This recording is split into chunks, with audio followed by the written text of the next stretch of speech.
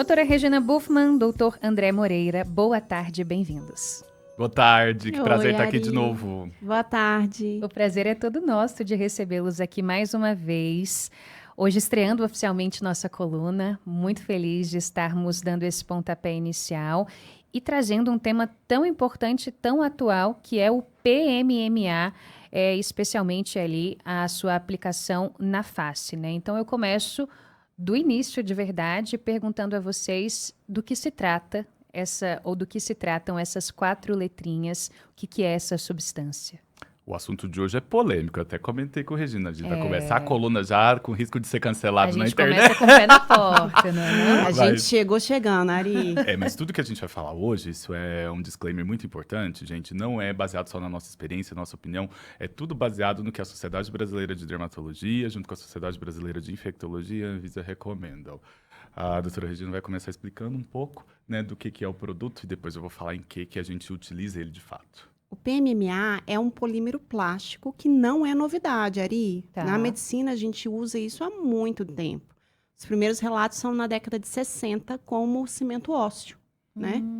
Então, ele é muito antigo, não tem novidade nenhuma isso. O pessoal da odonto usa nas próteses da odonto, o pessoal da ortopedia.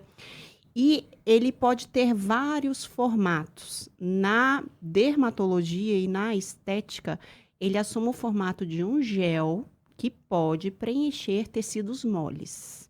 Então, ele é um preenchedor inabsorvível.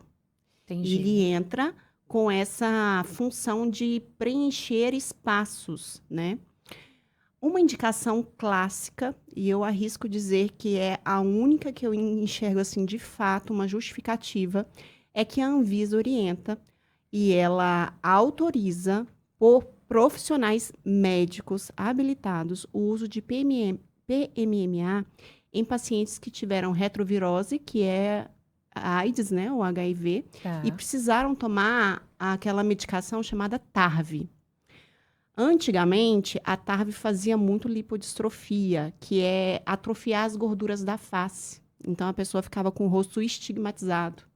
Então, essa substância, para esse recorte, essas pessoas têm sim indicação e autorização da Anvisa para médicos habilitados. Quando você fala que não é absorvível, é diferente, por exemplo, do ácido hialurônico, que a pessoa pode colocar, que é uma coisa que a gente mesmo produz, é isso? Perfeito. O ácido hialurônico a gente absorve ao longo do tempo, geralmente em 2 anos ele se desfaz, o corpo mesmo metaboliza e dissolve. Tá. E o PMMA não, ele fica lá para todo sempre. Então, complementando isso que a Regina trouxe para a gente, a Anvisa, ela regulamenta como que a gente usa substâncias, enfim, para todos os fins, os remédios, medicamentos, inclusive as substâncias cosméticas. Ele é considerado do grupo 4, então é uma substância que tem riscos, e a Anvisa é muito clara. Desde 2022, ela lançou essa nota técnica, que a indicação clássica de bula é para o tratamento dessa condição das pessoas vivendo com HIV, que a Regina nos trouxe, que é a lipodistrofia, e também para tratamento de sequelas, por exemplo, da poliomielite. Polio. Quando a pessoa tem aquela perda muscular, então, para refazer aquela área perdida, a gente pode usar o PMMA, aí numa quantidade que varia de 4 até 120 ml, que podem ser aplicados de uma vez só ou em sucessivas sessões. Só que a gente tem visto, nos últimos tempos, o uso para fins meramente cosméticos, não em pessoas vivendo com HIV, simplesmente para bioplastia do bumbum, por exemplo, que a gente vê muito, até da face mesmo. Então, a Sociedade Brasileira de Dermatologia, em novembro desse ano, soltou uma nota técnica não indicando, contraindicando o uso para esse fim. Especialmente porque a gente, sim, viu alguns efeitos colaterais, algumas situações muito negativas, com a morte da influencer recente, também está descrito na literatura situações como a falência dos rins secundária ao uso do PMMA. Então, é uma substância que tem, sim, indicação, tem, sim, aplicação, quando bem utilizada, corretamente indicada, mas que, assim como qualquer produto, principalmente quando utilizado de maneira inadequada, pode trazer consequências severas. Então, só para contextualizar para você ouvinte, caso você não se recorde, essa influenciadora que o doutor nos cita é a Aline Maria Ferreira da Silva, uma mulher que tinha 33 anos, morava aqui em Brasília e que no meio desse ano morreu depois de fazer um procedimento para aumentar os glúteos com essa aplicação de PMMA. A gente conversava aqui antes, teve também o caso que não resultou em morte, mas resultou em uma insatisfação da Mayra Card, né, uma outra influenciadora bastante conhecida nacionalmente, que tem dado várias entrevistas dizendo que se arrepende da aplicação que fez no rosto. E aí, como é que faz depois que você coloca o PMMA e se arrepende, por exemplo? Ari, a gente tem complicações imediatas, a médio e a longo prazo. Vamos lá, complicações imediatas. A pessoa fez o PMMA, é técnico dependente, você pode ter infecção no local e pode ter embolia, né? Que é um pedacinho daquele polímero plástico, daquele gel, viajar na corrente sanguínea, entupir um segmento do pulmão ou do sistema nervoso central. E isso provavelmente foi a causa do óbito dessa moça, né? Tá, foi da por influenciadora. embolia. Então, essa é uma complicação imediata. A médio prazo são os granulomas de corpo estranho, as reações de alergia, de hipersensibilidade e o edema, que é o que a Mayra Card queixa, né? Que o rosto dela fica inchado, que ela está desfigurada. Os granulomas também são um grande problema, que a pessoa começa a ter nódulos no rosto ou no corpo. Sentir como se fossem carocinhos no rosto, no corpo, decorrente dessa substância, né? E isso, em que linha do tempo? Isso pode ser daqui 5 anos, ou daqui a 30, 40, 50 anos. Nossa. Pode aparecer a qualquer momento, né? O grande problema, eu até brinco com os meus pacientes, é se arrepender, igual a Mayra Card, A né? não reversibilidade do procedimento. Exatamente, eu brinco. Às vezes a gente arrepende até de relacionamento, né? Quem nunca passou por uma situação que foi pedido em namoro, aceitou uma semana depois arrependeu? Já estava pensando, o que eu fiz da minha vida? Exatamente. Quem não tá vendo, vocês precisavam ver a cara da Ari, da Regina me julgando. Meu Deus do céu! Elas são capazes de já fazer, mas enfim. O problema do PMMA é que você não pode tirar. Arrepender. Exato. Exato. A única maneira de remover é com cirurgia. E dependendo do tempo que foi aplicado aquilo ali, é uma cirurgia extremamente complexa de ser realizado. Diferente do ácido hialurônico. Eu já passei por uma situação que uma paciente veio para fazer um tratamento de olheira comigo. Eu apliquei ácido hialurônico. Depois ela voltou falando, André, eu não estou me reconhecendo sem minha olheira. Falei, tudo bem, gente. Setou, removeu o produto e ela estava linda, satisfeita, saindo da clínica depois. Com o PMMA, não.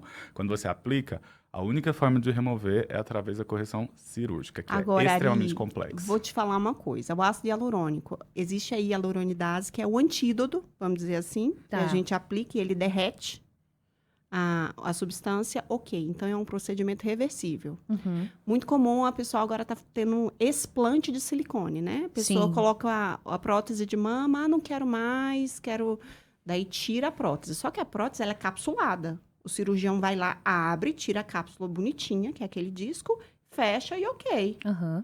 Agora, o PMMA é um gel que está todo espalhado. Ele fica entranhado, Todo né? infiltrado, grudado em vaso, grudado em músculo, grudado em nervo. Imagina a confusão para tirar isso. Eu costumo dizer que a gente não consegue remover impossível. tudo. É quase Gente, impossível, Ari. que coisa. Por isso que eu acho que o ponto mais importante dessa nossa conversa é saiba o que estão te injetando. Perfeito. Converse com um profissional. Lá na clínica a gente até entrega o lote do produto que a gente usa. A gente não usa PMMA, usa só o ácido hialurônico e outros bioestimuladores. Mas saiba o que pode acontecer com você. Pergunte sobre efeitos colaterais, sobre complicações. E principalmente se a pessoa está apta a tratar algum problema caso ele aconteça. Eu acho que isso é muito importante.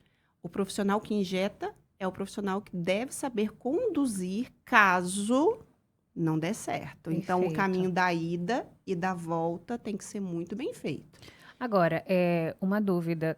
O que a gente tem de alternativa? A gente falou, por exemplo, do ácido hialurônico. Se a pessoa quer fazer algum tipo de preenchimento no rosto, ou mesmo nos glúteos, como foi o caso dessa influenciadora que infelizmente acabou falecendo. O que a gente tem de disponível hoje no mercado estético que oferece um pouco mais de segurança ou mesmo essa possibilidade de reverter? Eu vou falar um pouco da minha realidade. Eu tenho muitos pacientes vivendo com HIV e no SUS é muito interessante ter o PMMA para fazer o tratamento desses pacientes, porque além dele estar disponível no SUS, ele é muito barato, né? Ele é muito acessível, diferente do ácido hialurônico, que é um produto caro. Mas no nosso consultório, que a gente atende um público que tem mais possibilidades financeiras, o meu tratamento de eleição, por exemplo, para lipodistrofia, é o ácido hialurônico. Produto seguro, reversível, que a gente tem uma experiência muito grande. Agora, do tratamento corporal, a Regina tem protocolos muito interessantes que ela vai Agora, dividir o com a que gente. são opções? Preenchimento de gordura autóloga. Os plásticos fazem isso demais, fazer lipo e pegar aquela gordurinha, por exemplo, dos flancos, da barriga e colocar no bumbum. É uma ótima opção. Tá, entendi. Os plásticos também podem...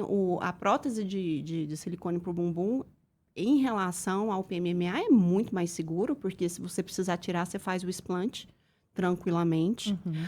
Mas tem aquela boa e velha opção chamada academia e dieta, Ah, que é Essa é maravilhosa. é insubstituível, né? Essa é Convenhamos. maravilhosa. Todo Essa é muito boa. protocolo corporal nosso vem com orientação de estilo de vida, né, gente? Não adianta a gente colocar várias ml de um produto que, enfim, até o ácido hialurônico traz um pouco de risco, sim, por conta da quantidade que a gente coloca, e a pessoa continuar com os mesmos hábitos, né? Se a gente quer ter um corpo um pouco melhor, a gente tem que ter hábitos um pouco melhores Mas assim, também. em relação ao corpo, dá para fazer também os bioestimuladores de colágeno e preenchimento com ácido hialurônico mesmo, que o corporal hoje em dia tem um preço um pouco mais acessível do que o facial.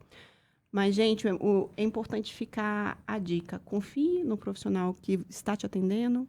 Existem etiquetas. Todo implante, por exemplo, PMMA, ácido hialurônico, tem uma etiqueta tripla, que é uma para o prontuário, uma para o médico, uma para o paciente. Peça a etiqueta do seu produto. Por Doutor, segurança, fizemos preenchimento de glúteo. Cadê as etiquetas do meu produto? Ali você rastreia lote, você rastreia validade, você rastreia tudo. Então, você vai ter certeza do que foi injetado em você. E antes disso também, Ari, é confiança, né? É uma parceria e confiança. A relação médico e paciente tem que ser muito clara, né? Gente, que conversa boa, hein? Muito interessante. Até porque muitas vezes a gente se vê decidindo por um procedimento estético de forma meio atabalhoada, sem entender o que é que você vai fazer, o que vai ser colocado em você, com quem você vai fazer e o pós disso, enfim.